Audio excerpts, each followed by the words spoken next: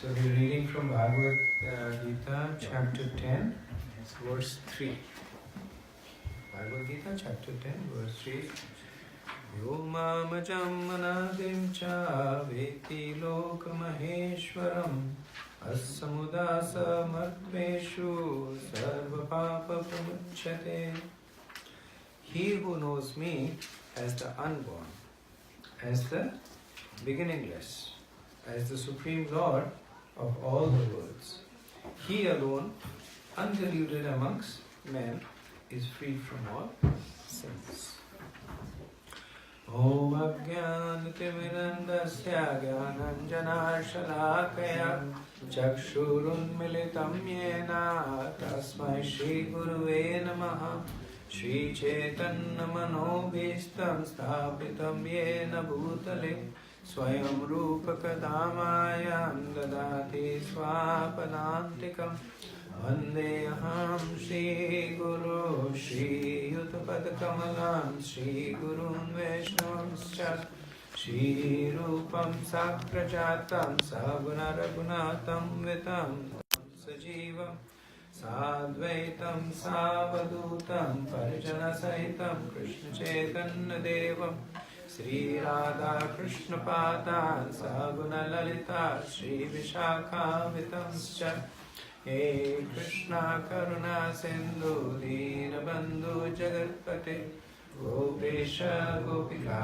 Kanta Radha Kanta Namastute Tapta Kanchana Gaurange Radhe Vrindavaneshwari Vrishabhanu Sute Devi Pranamami Hari Priye Vancha Kalpatarubhayasya Kripa Sindhubhya Vacha Patitanam Pavanebhyo Vaishnavebhyo Namo Namaha Jai Shri Krishna Chaitanya Prabhu Nityananda Shri Advaita Gadadara Shivasadi Gaura Bhakta Vrinda Hare Krishna Krishna Krishna Hare Hare Hare Rama Rama Rama Hare Hare.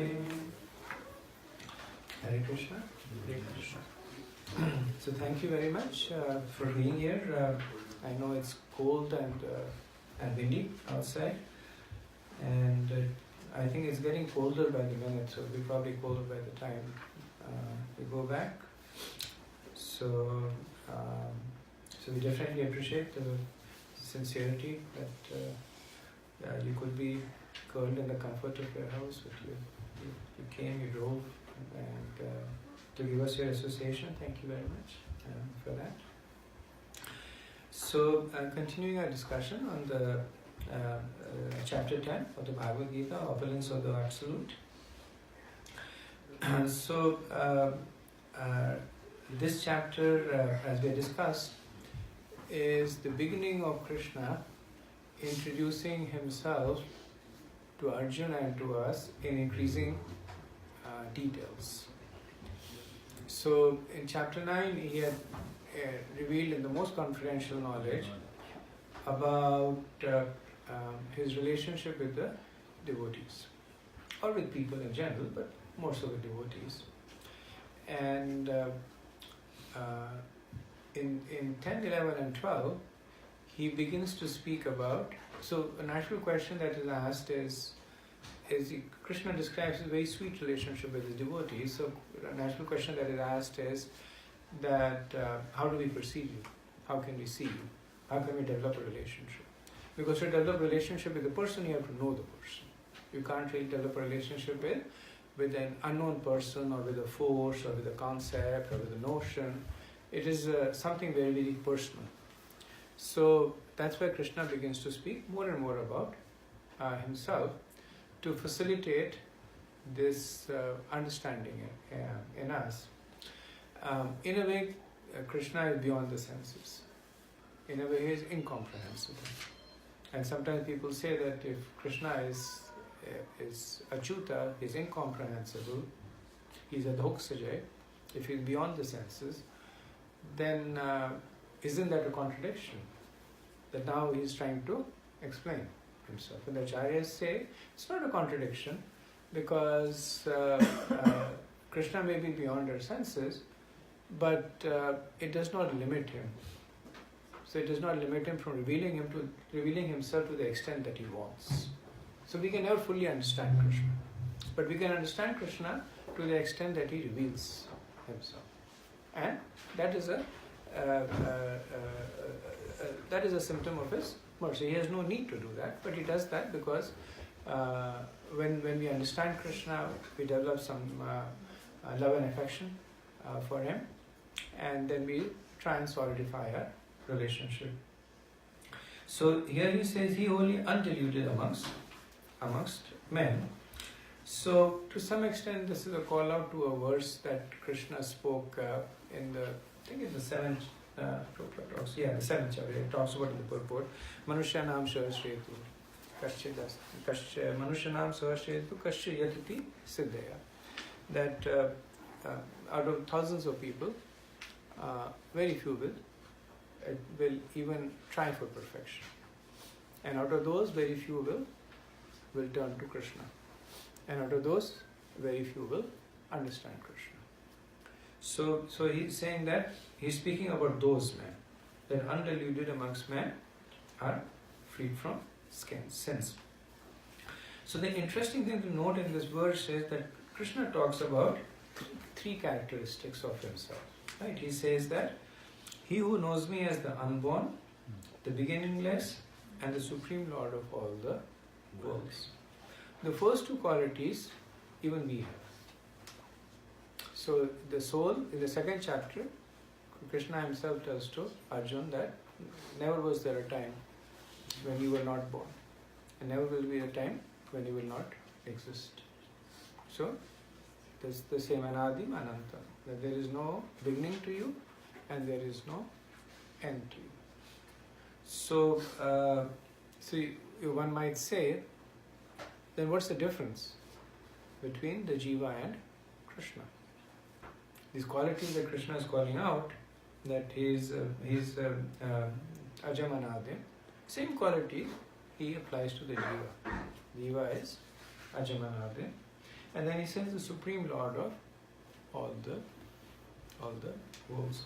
So Prabhupada explains in the purport that even though we are even unborn and beginningless, the difference is that we are susceptible to change. So as jivas, at some point we had a spiritual body. We were living in the spiritual world. But because we were susceptible to change, we fell down to the material world. In the material world, we are even more susceptible to change. How often does change happen in the material world? It is in the Bhagavatam, it is said that it is nitya. It is continuous. That every moment we have changed. Our body has changed, our realizations have changed, our aspirations have changed. So the change, so in the Bhagavatam it is said that there are different kind of pralayas. Pralaya is destruction. So they say there is a partial destruction that happens at the end of the day of Brahma. There is a complete destruction that happens at the end of the life of Brahma. Then there is a Nitya Pralaya. There is a continuous destruction that is happening in the body of the conditioned souls. That from the moment they are born, they begin to die. So the only thing that is certain is Krishna says, Jatasya dhruvam mrityu, dhruvam janma mritasya cha. That Jatasya dhruvam mrityu, that a person who takes birth, dhruvam means it is certain, definite. Jatasya dhruvam mrityu, that he will definitely die. And then he says, Jatasya dhruvam mrityu, dhruvam janma mritasya cha. That it is also definite that one who dies will take birth again. Right? So this cycle is going on. Not for Krishna. Krishna does not take birth. Krishna does not die. So in that way, his being Anadim and Ajam is different. When we take birth, we actually think we are taking birth. So when Krishna takes birth, then he may go through the, Prabhupada explains the purport, that one might say that how can you say that Krishna Rajam when we celebrate Krishna Janmashtami? That is the birth of Krishna. We know he has a mother. Her name is Devaki. When he came as Lord Ram, he has a mother. Her name is Kaushalya. Right? So how can you say that Krishna is unborn? And so Prabhupada says that how many children will give audience to their mother in a 4-round form before taking birth?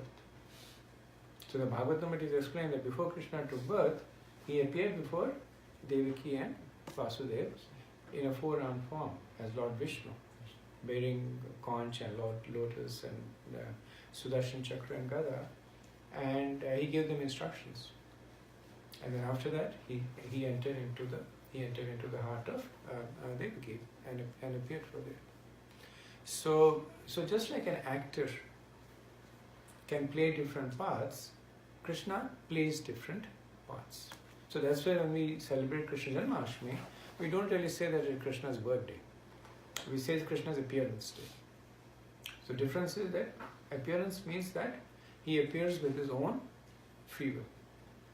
We don't appear with a free will. We don't get a choice. So we take birth because of the force of karma. Because of our actions and because of our desires, we are forced to take birth helplessly. As I said, the soul transmigrates from one body to other, but not so for Krishna.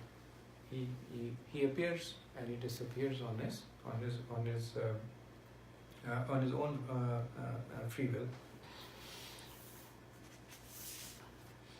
And the consequence of understanding Krishna, and this is explained later on, is that only he is freed from all sins. So then it is said that the root of all sins is rejecting God or rejecting Krishna. All other sins are secondary sins. So just like in a tree, the root is the one that sustains the tree. Even if it is a big tall tree with lot of branches, lot of leaves, lot of fruits, but you cut the root, the tree dies. The root is nourishing all the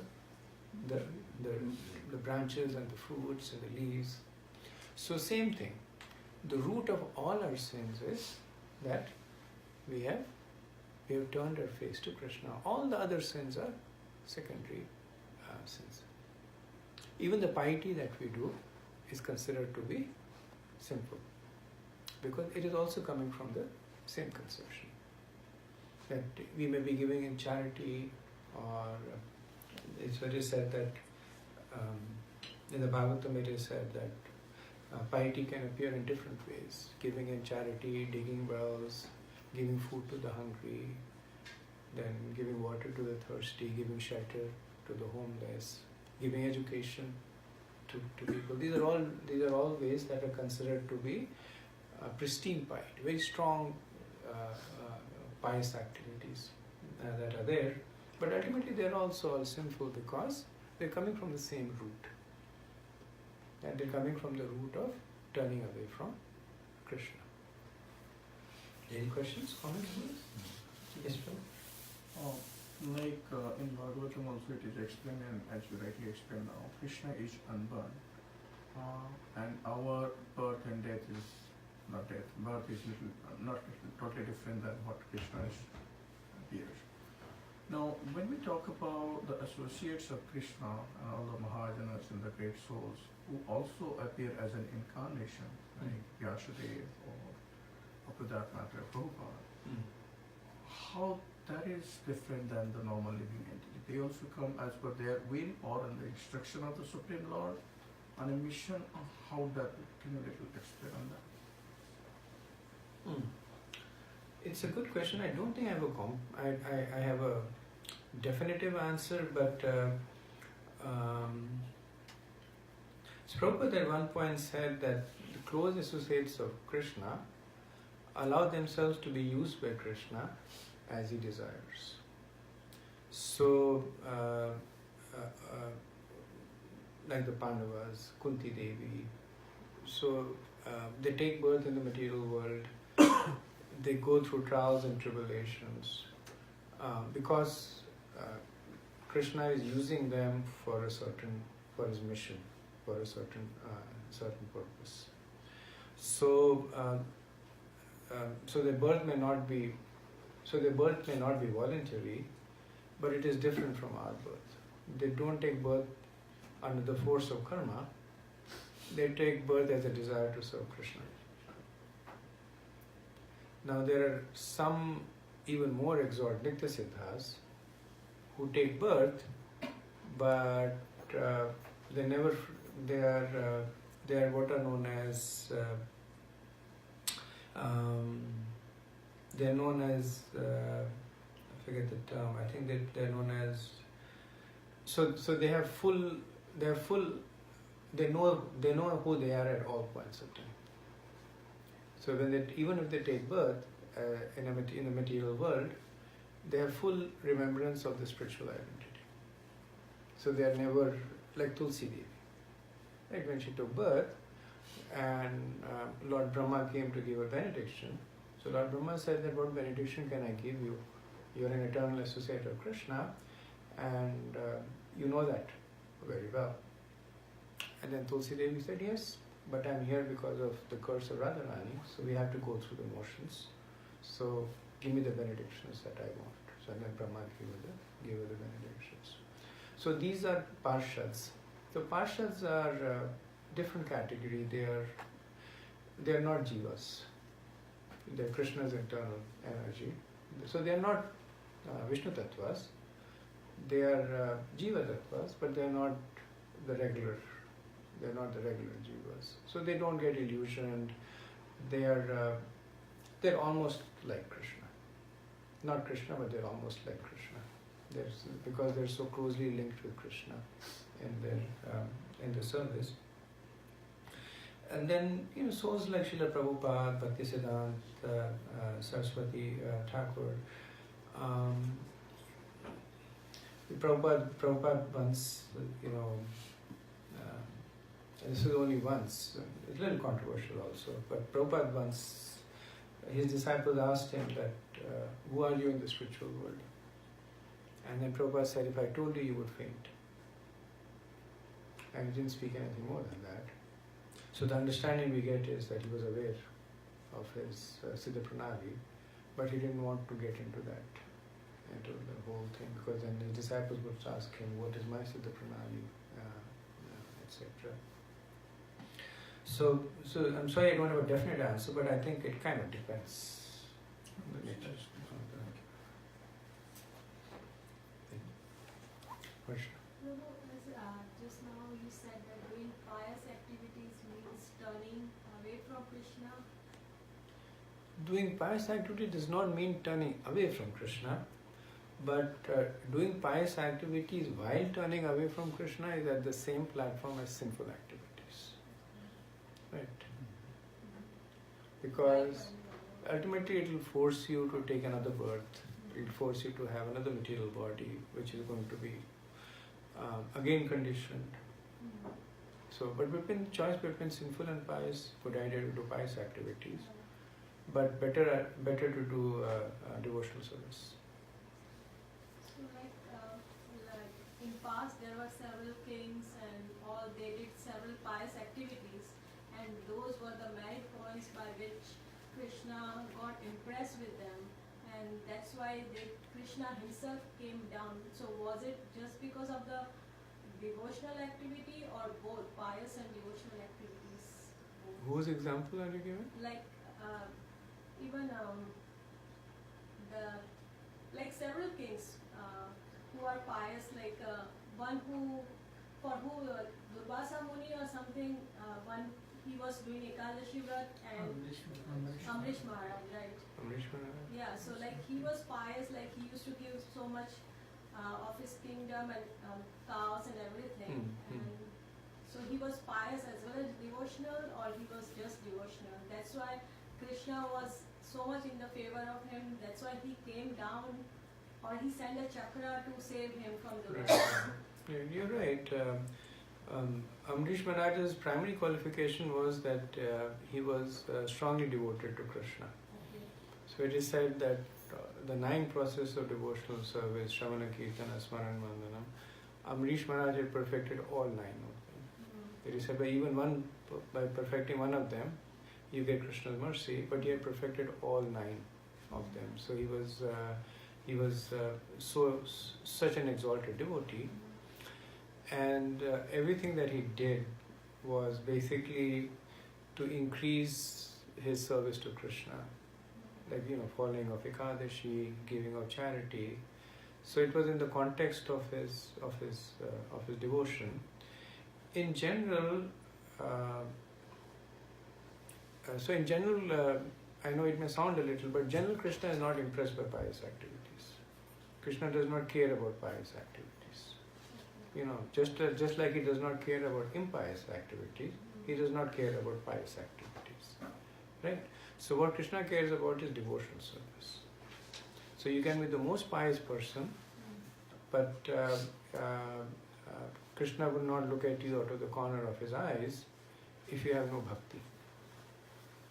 And you can be the most impious person, and Krishna will be there to protect you if you have devotional service in you. Because piety and impiety, they are material qualities. Right? Like it is said that you may have an ocean of water, but you cannot get a drop of oil out of it. So they are two completely different things. So material and spiritual, they're completely different. Material activities and spiritual activities, they're completely different from one another. So when we're doing spiritual activities, even when we are doing them half-heartedly, even when we are doing them in a covered way, imperfectly, but they're spiritual activities, right? So they are going to attract Krishna's attention, because that's the only commodity that connects us to Krishna. Right? So pious and impious activities, they are basically like the rules that have been set up in the material world. You do this, you get 1 laddu. You do this, you get one beating. So it's all in the material world that is set up. So it is going on in the material world. You do pious activities, you become rich, you become famous, you get a good education. So this is all. You do impious activities, you suffer. This is all going on in the material world, and that can go on forever, right? But when we are trying to transcend the material world, then the only connection to there is the spiritual activities. But again, it does not mean that we say that we are focusing on the spiritual activities. So pious activities are conducive to spiritual activities. So we can't say that we become impious and spiritual. They're incongruent. So Right. the person who is like developing good qualities and also pious activities help them to be more spiritual, right? So they're conducive to it. Okay. They're conducive to it. That if you're living in a Brahmanical way, so like let's assume you're getting up early in the morning, sign of piety, it helps you chant, right? So that's how they're conducive. But if you're getting up in the morning and not chanting, it's still pious, but there's no spiritual benefit that's coming out of that. You're giving in charity, it's pious, right? You're giving Krishna Prasad in charity, it is spiritual. Right? So that way the pious activities are become more conducive to spiritual activities. Pious activities help you develop detachment, right? Because the essence of piety is giving away. Giving away your wealth, giving away your opulence, giving your time. So basically, if you look at all the activities that come under the category of pious, it is giving something away, right? And that helps you develop detachment. And that detachment you can use as a tool to advance in your spirituality. Right? Thank you. Good question. Yes? I think the example go in Mahabharata, like killing great-great-grandfather Arjuna is most unauspicious, but when he does that, the instruction of Krishna, that becomes fire. So Right. that's most prayer. Right. So again, Any pious activity without Krishna may lead to inauspicious or sinful activities. Correct. And the example is given of Yudhishthira Maharaj. The Yudhishthira Maharaj was very much fixed into telling the truth. And Krishna one time asked him to say that, you just say that Ashwatthama is dead. Because Dronacharya was unstoppable in the battle, and Yudhishthira hesitated because he didn't want to speak a lie. So they just said that his chariot descended on the ground at the time. Because the ultimate piety is following Krishna's instruction. If Krishna says tell a lie, tell a lie. Krishna says kill somebody, go and kill somebody. But be sure Krishna is telling you. Don't just think that maybe Krishna is telling you. But Prabhuji, Krishna asked Yudhishthira Maharaj, then Yudhishthira Maharaj supposed to tell like Naurava Gunjara Asustama. Means another elephant was named Asustama. That elephant killed. So he took little bit, but for that only he was not able to go to Swarga. So it's a dilemma, confusing statement. If Krishna asked, he did that. Then for that he was not able to go to Swarga. So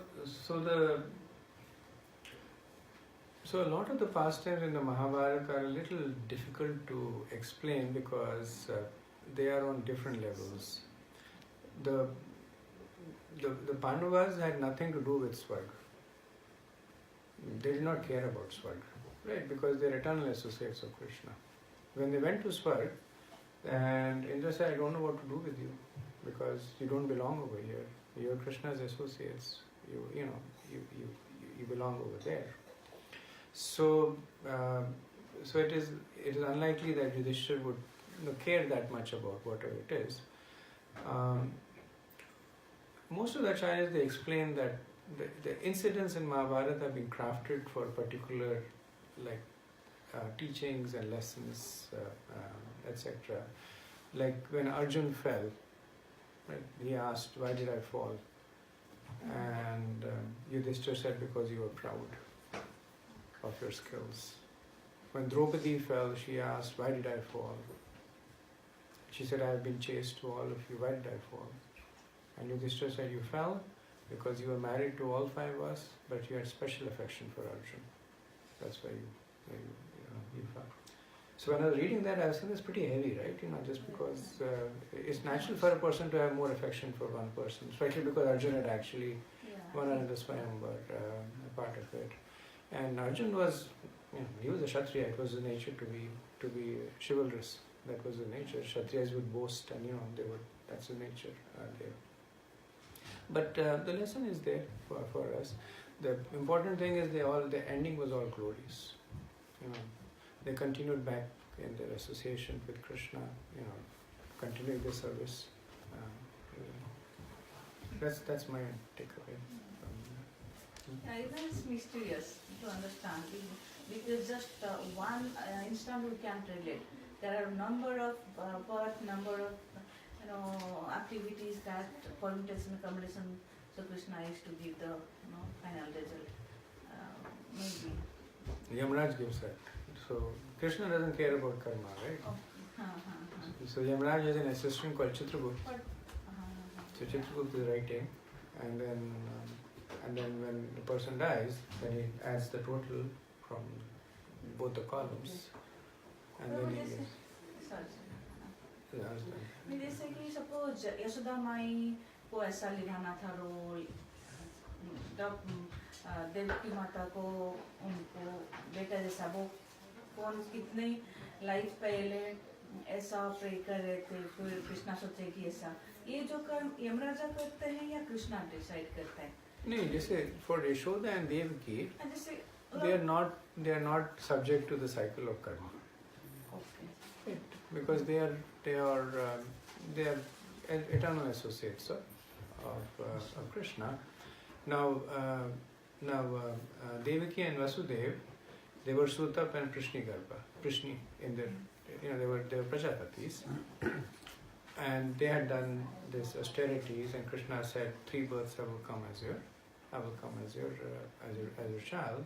So he came 3 births. He came as a child. So they also, even though they're eternal associates, they also set an example that worship of Krishna.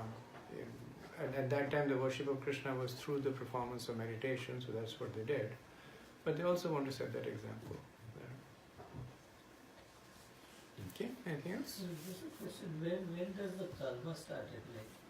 When does karma start? Yeah, because Like when did the jiva fall? it fall down, right? When the jiva falls, the karma starts. So individual jiva say, if somebody fall down, that's the time when the karma starts. Yeah, karma is only a product of the material world. It's not there in the spiritual world. Yeah. Yeah, Prabhuji, I don't have much knowledge, very less, but little bit. Krishna, who is going to be associate, who is going to come fast, make the stage ready for him or something. So all those has pre-decided depending upon their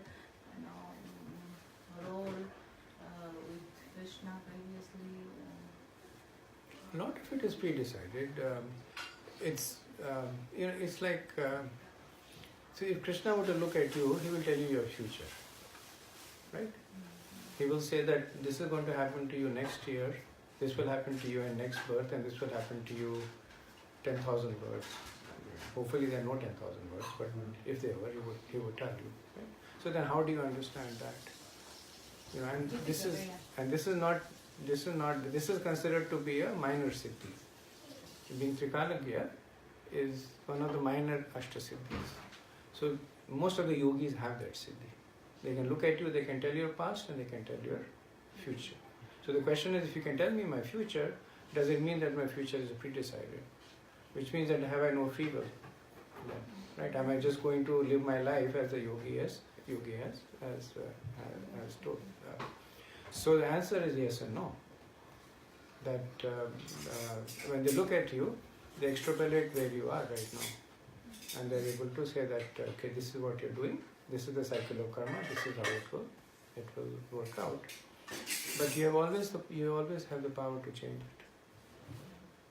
And especially if you take to a devotional service, then amongst the astrological circle, it is said that it is very difficult to give predictions for devotees because they are no longer bound by karma. They still have karma, but it's called Krishna karma. It's a different. It comes from a different basket, right? So even devotees who become astrologers, there was one Prabhupada disciple who came here, and she practiced a certain kind of astrology called it was from Parashar. It was there are different kinds of astrology. She followed the Parashar process.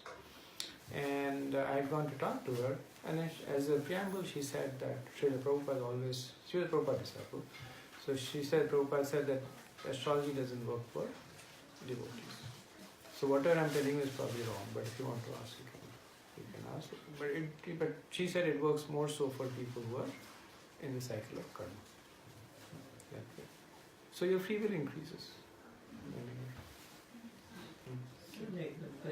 Similar question, are we living a prescripted life? Already, director has already written everything on it, and you are just living that script. You are, but the only thing is that you are the director of your script. Whatever you have done in the past, that is already decided. It has not decided, but that has. So the nature of the reactions of karma is that it puts you into situations. You are free to act in that. Because if you are not free to act, then karma immediately stops. Because karma is only activities that you do on your free will. Right? Yes. If I had a gun to your head and said that you could do this thing, it's not karma. Right? It's maybe my karma, but not your karma. The reasons that only human beings have karma is because they have the power of discretion. Animals don't accrue karma. If a tiger kills, it can kill all its lifetime, no karma. It still gets promoted to the next lifetime. Plants get promoted to the next lifetime. Right? So because we have free will, we have karma. right? And any activities that we do out of our free will. So as long as we have free will, we have karma, and the only effect of karma is that it might restrict or it might expand the scope of our free will. Right? So let's take the example of Bill Gates, right? He has good karma, he's rich. So he says, I want to give in charity. Right? So he gives $80 billion in charity. Right? I say I want to give in charity. My karma compared to him is much small, so I give $80 in charity. Right? He says I want to eradicate malaria in the world. He can do that. Right? So his free will is much, much more than mine, because he has much more auspicious karma accruing for it. Right? And I have much lesser. I still have free will. I can still do sinful activities. Right? I can still do pious activities, but it is much more restricted. So like some people say, like when you are born, the justice is already done that time, based on the past karma, and that's how you get certain kind of That karma. is not true. So this is explained in, this is actually explained in Nectar of Devotion by Rupa Goswami. He says that every moment in your life, a certain combination of your karmas are fructifying. Moment to moment, every moment, so every time that you have the ability to draw a breath, a karma has fructified. Because another karma might deprive the ability to draw the breath. So it's like a fuel that is powering the engine of your conditioned life. That it's running on and on and on, and your material life is going on and on. If you're fortunate and the fuel gets exhausted, you go back to Krishna. Right? Then you have no more karma. Prabhupada would say that if you have karma, you're carrying a flag. And what is that flag? The flag is the body that you have. But yes, I have karma. The moment your karma is exhausted, you leave your body, you go back to the spiritual world. And karma gets exhausted by devotional service. Every time we chant, every time we give obeisances, we honor prasadam, honor devotees, it takes away a chunk of our karma. Thank you. Next question. Thoughts? Comments? Earlier, Prabhuji, you have explained in one of the classes from one of the verses only, the 4 elements, the 3 are eternal, and the only thing which is not eternal is karma, because you can change it. 5 out of the 5. The time was, yeah. Yes. So it's same thing, right? Same thing. Yeah. Nice. Yeah. Karma is because of the force of bhakti. Yeah. You can burn away your karma. Thank you. Because just like as you fall down, like we came here to enjoy this thing, right? Yes. And in that enjoyment we started doing karma, and then we got into the Yes. That's the cycle. That's the cycle. good time. Yeah. And with enjoyment comes suffering. With suffering comes sinful activities. So we enjoy, we suffer, and then it just becomes a cycle. So the philosophy is simple. Prabhupada would say, if you understand how you got entangled, you can unentangle yourself. And I was reading and I was saying it's easy to understand how you get entangled. It's difficult to unentangle. It's like you're tied at with so many knots. It's like coming from America, like came from India, and now you're stuck. That is true. Okay, so we'll do verses 4 and 5. So Krishna says, intelligence, knowledge, freedom from doubt and delusion, forgiveness, truthfulness, control of the senses, control of the mind, happiness and distress, birth, death, fear, fearlessness, non-violence, equanimity, satisfaction, austerity, charity, fame, and infamy. All these various qualities of living beings are created by me alone. And so of course this is not an exhaustive list. Somebody can think of some other quality and say that if this is not created by Krishna, how did we get this? how did we have this quality? For instance, envy is not over here, right? But we know that envy is a quality that very, very strong especially in conditioned soul. So Prabhupada in the purport has explained these qualities in a spiritual context. So this goes back to Krishna Mataji about piety and spirituality. The difference, so the quality can be looked at in a pious context, and also how the same quality gets applied into a spiritual context. So we won't provide a lot of purport, but just read briefly. So intelligence. So Prabhupada says real intelligence is being able to discriminate between matter and spirit. Right? So intelligence, he does not say, is like being able to solve difficult problems or be able to understand abstract theories. That is intelligence. But he says real intelligence is having the ability to distinguish between matter and spirit. Then asamoha. Asamoha is freedom from doubt and delusion. So freedom from doubt and delusion is not having any doubt about one's relationship with Krishna. So when one has freedom from that doubt, then one begins to, because this verse is in the context of the previous verse, where Krishna says that only such a person knows me. So he's talking about the qualities of a person that are conducive to him understanding Krishna. So in the 4th chapter, Krishna makes this statement about doubt. He says, Agyascha Shatadanascha Shansayatma Vinashrati Nayam Lokasti Na Paro Na Sukham Sanshayatma. So he says that Agyascha that a person who is ignorant, and Sanshayatma means doubting. Agyascha Sanshayatma Vinashrati. So he says both are troublesome. Agyascha Sanshayatma. But he says a person who doubts, he is worse. A person who is ignorant is innocent. He does not know, so he says, I don't know. If you don't know nothing, you know nothing. Not a good situation because you won't make advancement, but not a bad situation because if you don't know, you cannot make offenses. But Sanshayatma means you read the Bhagavad Gita and then you say that, not sure if Krishna is God. Or like if you read the purport by Prabhupada would quote that. No, he's a great person, so not for me to criticize, but because Prabhupada criticized him, I'm criticizing him. That Prabhupada would criticize the purport of Radha Krishna.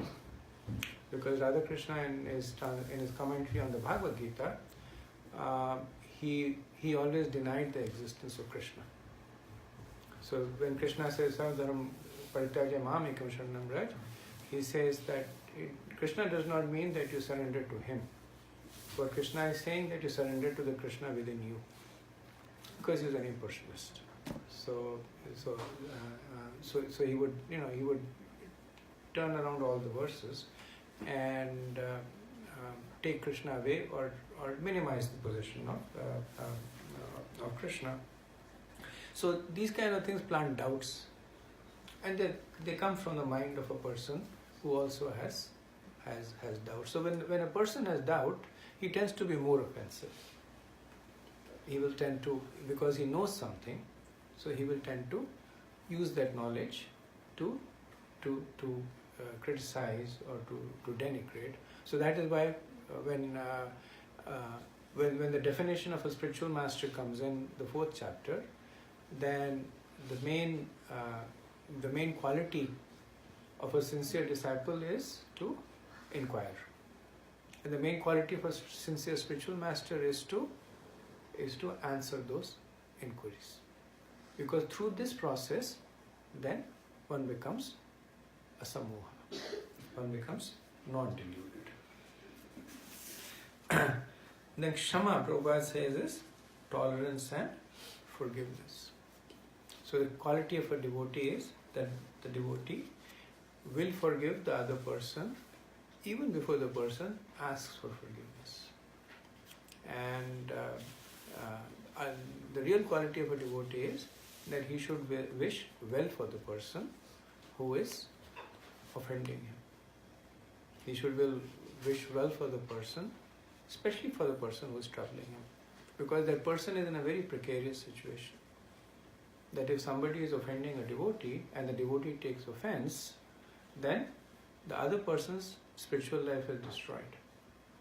Any hopes for the person making spiritual advancements are gone, because Vaishnava Prad is the only thing that can destroy bhakti. Nothing else can destroy bhakti. You know, you're a devotee, you're doing all kinds of sinful activities. It may stop the growth of your bhakti, but it does not destroy bhakti. Right? We have seen examples of devotees. They, because of curses, they become rakshasas. And rakshasas, Hirnaksha and Hiranyakashipu, they were killing so many people. Jagai Madhai, they were killing Brahmins, they were molesting women. Right? But the devotional service was there. It did not stop, because in Chaitanya Charitamrita it is written that they always stayed clear of Vaishnavas. They did not offend.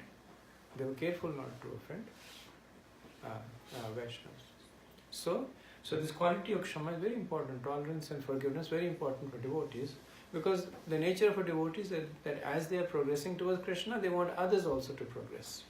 So the last thing they want is that because of something that they do or some offense that they take, they curtail the spiritual advancement of everybody else. So Prabhupada says the devotee should, the best way to forgive is that you pray to Krishna that this person makes spiritual advancements. Right? You pray to Krishna that may there be all auspiciousness, bhadrate, right? May there be all auspiciousness to this person.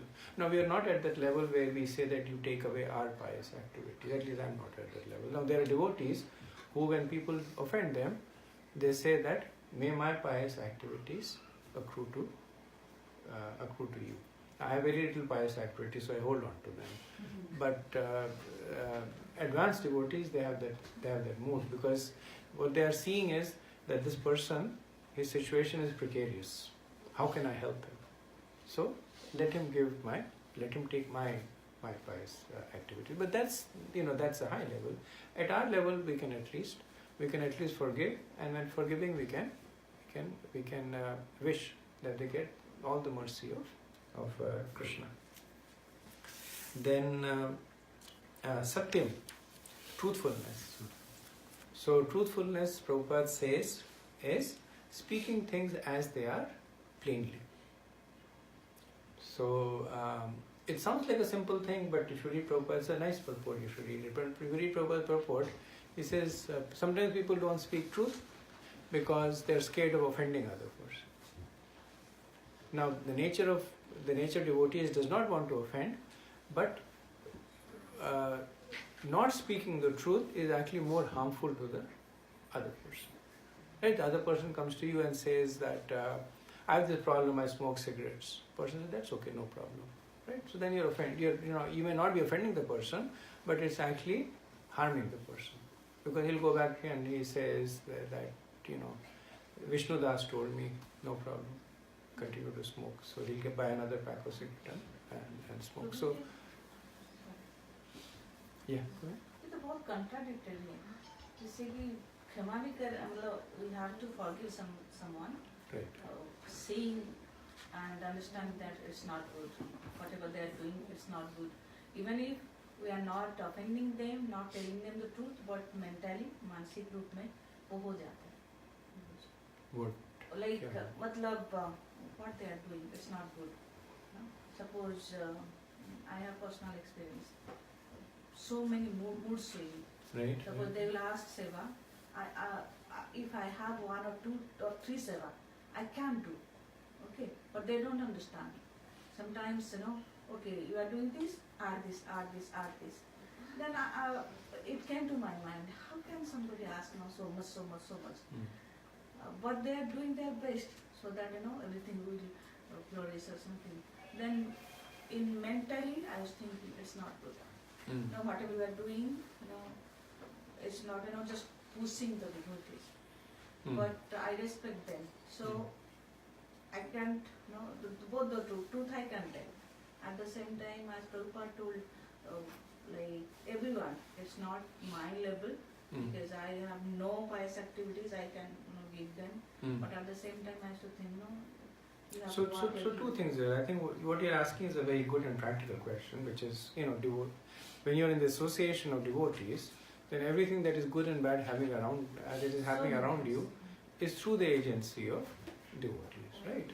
So, in practical things, a lot depends on the situation, but the first guiding factor is never offend a devotee. That's the first guiding factor, right? That's the principle. Now, what do you do to not offend a devotee? Right? Now, this is Kali Yuga.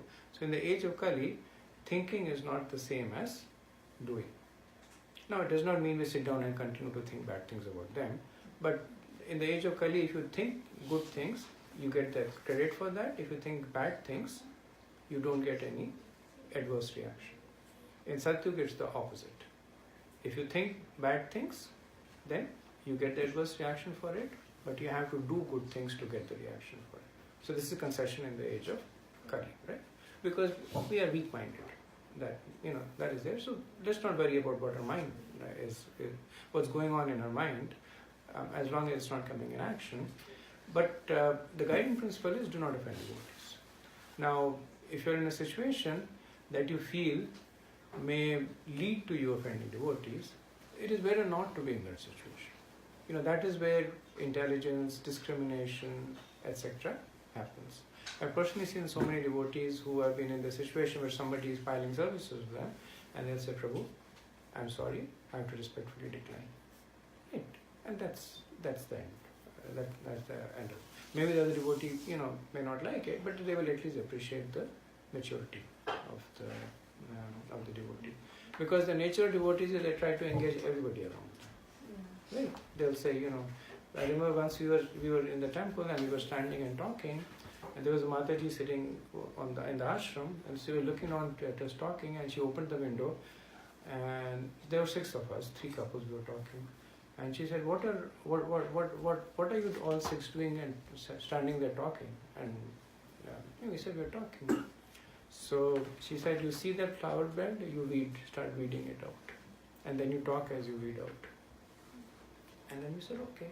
So we started weeding it out. After some time, we looked at the window was closed, we ran away from there. After that. So nature of devotees is like that. They see somebody and they try to engage the person in the service. You have a limited capacity, right? So whenever you are hitting close to their threshold, you can say, thank you so much for the opportunity, but not in my ability. Thank you so much, because it was in my mind, though I am not in that place now, but I used to listen. Like she is very, very senior.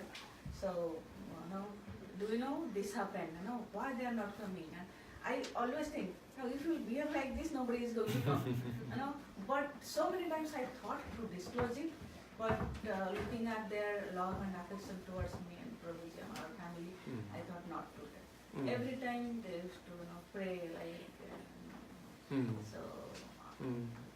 so many times it has come to my mind, like you are doing so much, you don't care your personal life, your career, but you should little bit do, this way, maybe tweaking. But now I think I should not, And Krishna uses the other devotees to purify us. Yeah. So you can understand, if you have one anartha, there will be a devotee there to poke that anartha. So that is the nature. You have Krishna puts devotees around you based on the anarthas that you have, right? If not you, but if somebody has a propensity to speak too much, Krishna will marry that person to a person who speaks very little. He makes that arrangement. One person is talking, the other person is talking so much, Baba. So he arranges devotees like a necklace that is there to that is there to embellish. Prabhuji, so many devotees, not only like whatever I was talking. We came across so many devotees. They can do anything for spiritual life. Like another devotee, Madan Mohan Prabhuji, UK leader, he goes every day to Bhakti Vikya. But ऐसा है, उनका energy इतना है, whatever he's doing, he expects like similar way all the leaders you should do. But like अच्छा way में कोई मतलब convey करते हैं. Yeah, I can share one more thing with you after that we'll continue because it's been many years, so I can speak openly about it. So that when I was going early to the temple, there was a particular devotee that I wasn't able to get along with. And it was very difficult for me to be in that situation because I constantly had this fear of offending him. And I did not, but I had this fear because, like I said, I had a certain button and Krishna put him there. Every time he saw me, he pushed that button. So I was talking to Anutma Prabhu once and I said, this is my problem. So Anutma Prabhu said that, think of it this way, that Krishna has Arjun as a pure devotee and Krishna has Madhumangal as a pure devotee. If Arjun and Madhumangal got along together, came together, very unlikely they could have even a conversation. Arjun is a Kshatriya, a king, valor. Madhumangal is a Brahman, eating laddus, completely different people, right? So that's why Krishna kept them separate. So there are some devotees that you should actively associate with. And there are some devotees that you should give obeisances from a distance. And that is where your discrimination comes. Right? So the nature of association is that it should be swajati. So swajati means that it should have the same conception. Right? So let's assume you are interested in kirtan. Right? And there is somebody else, some other devotee who is interested in kirtan, will get along very well. You are interested in kirtan. But there may be another devotee who is interested in deity worship but not in kirtan. Both of you are good devotees, but you get together, that person will say that person is not worshipping deities and devotional life is useless. What's the point? You are saying that, unless one's chanting the holy name, right? So there will be friction. This is a more, simple example, but devotees have their personalities, they have their moods, they have their... So when you pick association, pick swajati. There is no offense in keeping a distance from devotee who has a little bit of or a completely different conception. Both of you are okay in your own place. Yeah, that helps. This is very common happens, like-minded people, they get together. Like-minded people. Right. It happens temple everywhere. Everywhere, even the material life.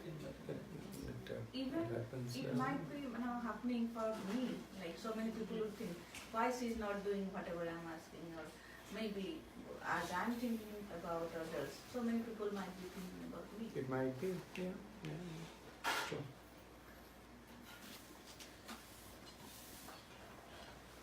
Okay, so we were at truthfulness, then control of the senses. Control of senses means that using the senses in the service of Krishna. So Prabhupada explains that as control of senses.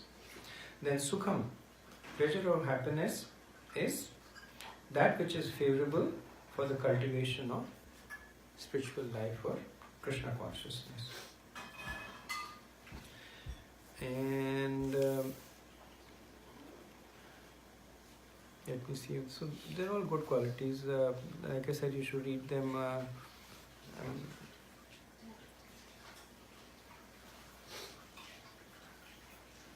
Tushti is a good one. Tushti, satisfaction, means that one should not be eager to gather more and more material goods by unnecessary activities. Rupa Goswami calls this as prayashchas, right?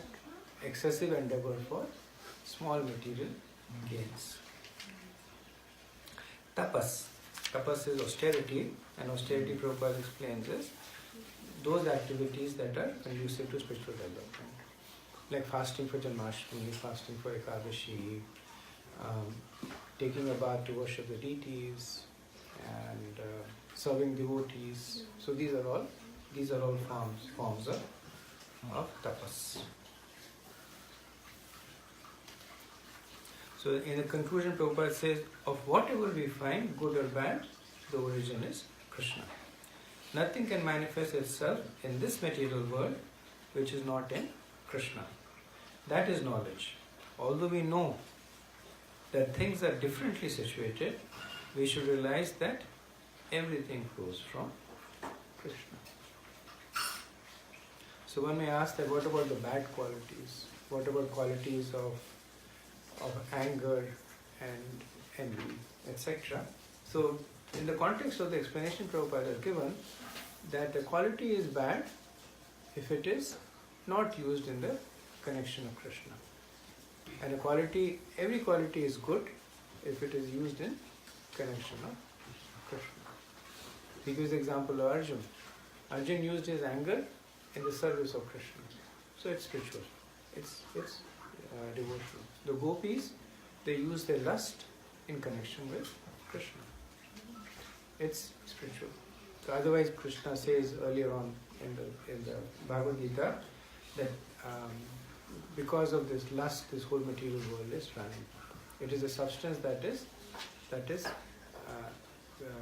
keeps the material world evolving. And so Krishna tells Arjun that discard this quality of lust. But that is material lust. So, but lust that is directed to Krishna itself, the gopis are considered to be the most exalted gopis because they are completely absorbed in their service to Krishna. Okay, so